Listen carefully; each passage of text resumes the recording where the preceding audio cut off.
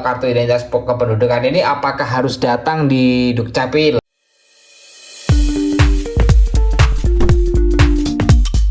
Video ini dipersembahkan oleh Radar Edukasi, berbagi wawasan menambah pengetahuan.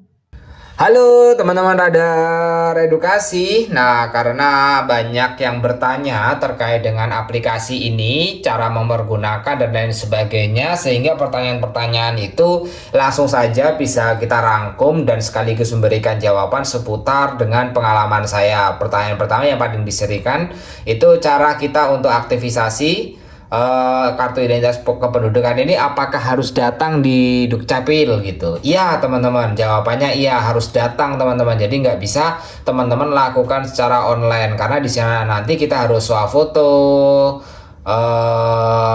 dan teman-teman perlu untuk memverifikasinya langsung di Dukcapil. Terus pertanyaan yang kedua nih teman-teman, pertanyaan yang kedua ini, apakah kita bisa melakukan verifikasi itu ketika di Dukcapil di mana kita berada atau di seluruh Indonesia? Nah, jawabannya di seluruh Indonesia teman-teman, karena memang ini bisa dilakukan oleh kalian setelah melakukan aktivisasi ya teman-teman ya. Itu teman-teman bisa aktivisasi di seluruh Indonesia. Misalnya teman-teman yang mungkin kuliah atau teman-teman yang mungkin bekerja di luar daerah, itu kan kalau pulang aktivisasi KTP aja kan kadang kita berpikir dua kali ya. Ternyata teman-teman bisa melakukan aktivisasi ini di Dukcapil di seluruh Indonesia gitu teman-teman ya. Untuk pertanyaan yang ketiga nih teman-teman, apakah pendaftarannya melakukan aktivisasi ini gratis? Jawabannya iya, gratis dan tanpa dipungut biaya sepeser pun gitu ya. Nah, terus pertanyaan yang keempat tuh teman-teman, siapa yang bisa memiliki identitas kependudukan digital? Jawabannya itu penduduk yang telah memiliki KTP fisik, KTP elektronik ya secara fisik, atau belum pernah memiliki KTP fisik tetapi sudah melakukan perekaman. Nah, itu teman-teman bisa memilikinya. Terus yang kedua itu teman-teman yang bisa memiliki ini adalah yang memiliki smartphone pribadi gitu ya. Jadi teman-teman bisa masih menggunakan smartphone pribadi dan teman-teman bisa mempergunakannya. Kalau iPhone gimana? Kalau sampai saat ini menurut pengalaman saya cari juga di iPhone menggunakan App Store itu ternyata belum tersedia teman-teman kalau di iPhone gitu ya. Nah, terus jawaban pertanyaan selanjutnya nih teman-teman, pertanyaan kelima, sudah memiliki identitas kependudukan digital, bagaimana dengan KTP fisik gitu? KTP berbentuk fisik digital, keduanya berlaku untuk mempresentasikan seseorang yang telah terdaftar di kependudukan, memastikan identitas tersebut merupakan orang yang bersangkutan gitu. Ini menurut peraturan Kemendagri sendiri ya teman-teman ya. Nah, ini nomornya nomor 72 tahun 2002. Nah, ketika teman-teman pengen cetak itu tergantung daripada belangko yang tersedia atau belangko yang ada di Dukcapil setempat gitu, di Dukcapil domisili. Kalau misalnya belangkonya tersedia ya teman-teman bisa mencetaknya, tapi kalau teman-teman nggak tersedia, teman-teman tentu tidak bisa untuk mencetaknya itu teman-teman ya. Terus apa saja syarat untuk aktivisasi identitas kependudukan digital? Nih pertanyaan selanjutnya ya teman-teman, banyak banget yang bertanyakan syaratnya apa. Syaratnya itu teman-teman harus memiliki KTP fisik atau belum memiliki KTP fisik tetapi sudah melakukan perekaman. Nah, syarat yang kedua teman-teman memiliki smartphone berbasis Android versi 8 ya teman-teman ya. Terus selanjutnya teman-teman memiliki jaringan internet yang kuat pada smartphone ya. Jaringan internet ya kita menggunakan provider kartu apa gitulah ya. Terus teman-teman bisa datang ke aktivisasi kependudukan digital. Nah, bisa di Dukcapil atau bisa juga di Car Free Day dan pelayanan lainnya gitu yang bisa kita melakukan verifikasi pelayanan dari Dukcapil resmi gitu ya. Nah, teman-teman, pertanyaan selanjutnya itu bagaimana teman-teman kalau misalnya pengen mengetahui atau teman-teman pengen untuk mengetahui secara lengkap cara pengisiannya gitu. Cara pengisiannya teman-teman wajib memiliki email ya, memiliki email. Nanti teman-teman juga hafal dari NIK itu sendiri dan lain sebagainya. Nah, itu syarat wajibnya. Teman-teman kalau pengen tahu lebih lengkapnya cara pengisiannya bisa klik link di pojokan ini ya. Ini sudah sangat jelas untuk cara pengisiannya gitu.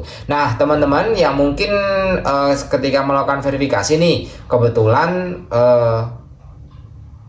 kehapus atau kita pengen menghapus aplikasi karena HP sudah penuh, apakah itu nanti kita bisa masuk? Bisa teman-teman, jawabannya bisa, asalkan email yang kita pergunakan itu sama, karena kita juga bisa masuk dan email yang kita pergunakan itu sama, kita bisa, bahkan kita bisa mengakses di websitenya gitu. Nah, pertanyaan selanjutnya teman-teman, apakah bisa untuk mengganti password? Nah, password pertama itu teman-teman biasanya cukup rumit untuk kita hafal, karena meskipun 6 digit itu password pertama itu diberikan lewat email tadi teman-teman. Nah, untuk menggantinya itu teman-teman bisa banget di halamannya nanti ada ganti password. Teman-teman bisa memanfaatkan fitur itu, teman-teman bisa ganti password gitu. Nah, untuk teman-teman semuanya yang perlu ketahui ya, nah ketika teman-teman sudah terintegrasi kependudukan digital dengan smartphone lainnya, misalnya teman-teman punya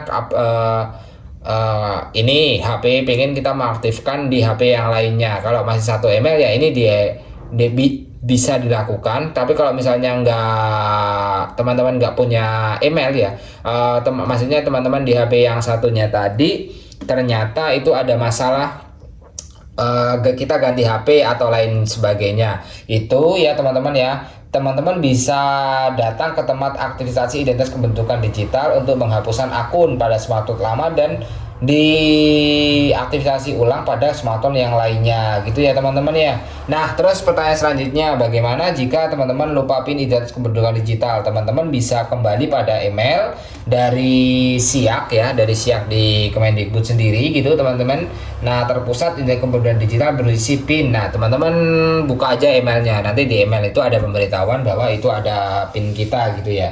Nah, itu tadi untuk seputar terkait dengan pertanyaan sekaligus jawaban singkat bagi kalian yang pengen memiliki aplikasi identitas kependudukan digital dan bisa kita mendownload kartu keluarga online, bisa juga kita mendownload KTP secara online, bisa melihat NPWP dan lain sebagainya. Banyak banget fungsi dan kebermanfaatnya teman-teman. Meskipun secara pengalaman sendiri saya pernah mengurus NPWP gitu ya, mengurus NPWP mengganti dengan KTP digital ini, ternyata waktu yang terbaru kemarin bulan 1 Januari gitu saya mengurus, ternyata belum bisa kalau KTP digital dijadikan sebagai pengganti ketika teman-teman melakukan di NPWP. Tapi saya yakin untuk kedepannya itu bisa, karena beberapa kayak kalau BPJS itu bisa teman-teman, BPJS itu bisa untuk mengurusnya. Ini hanya menunggu waktu aja terkait dengan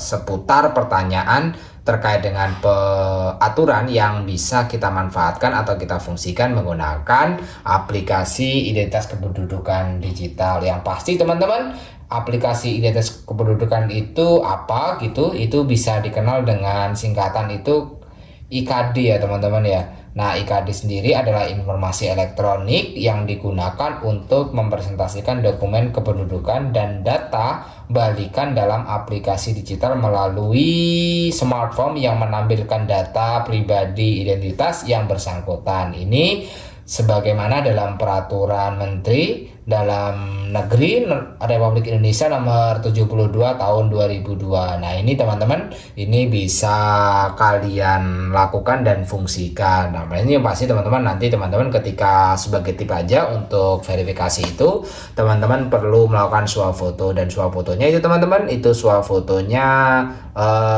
diharapkan itu di belakangnya itu jangan ada gambar atau tulisan, jadi di kosong. Jadi swafotonya kita bisa lakukan di sana kok itu ya. Ini terkait dengan pertanyaan-pertanyaan yang sering ditanyakan banget gitu ya oleh kalian semua, karena saya yakin bagi yang mau membuat aplikasi identitas kependudukan digital ini banyak sekali pertanyaan yang memang kita bisa bingung sendiri gitu ya ketika kita belum paham. Mungkin pertanyaan-pertanyaan ini bisa membantu kalian. Bahkan itu teman-teman ketika mengisinya itu kayak email dan sebagainya itu jangan dikasih titik. Kalau misalnya loading terus, nah itu teman-teman mungkin bisa solusinya nih, sebagai solusinya teman-teman bisa melihat jaringannya apakah terkoneksi gitu.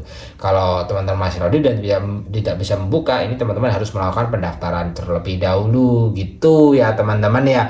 Jadi ini sebagai gambaran atau serangkaian pertanyaan yang sering kali muncul pada teman-teman semuanya terkait dengan penggunaan IKD, identitas kependudukan digital ini. Nah ini kita bisa scan scan QR code dan lain sebagainya. Banyak banget kok fungsinya gitu ya.